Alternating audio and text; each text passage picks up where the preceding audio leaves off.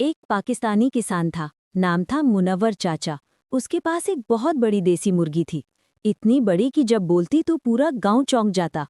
मगर मसला ये था कि वो एक भी अंडा नहीं देती थी। चचा मुनव्वर बोला, ओए, ये तो सारे दाने मुफ्त में खा रही है, कोई काम ते कर।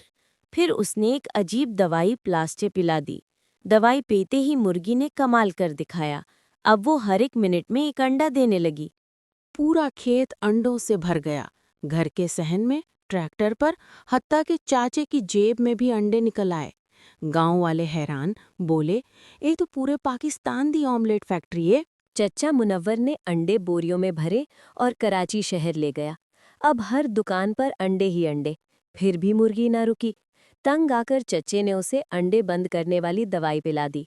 मुर्गी रोती हुई बोली, चचा मुनव्वर, मैं अब आदत डाल बैठी थी।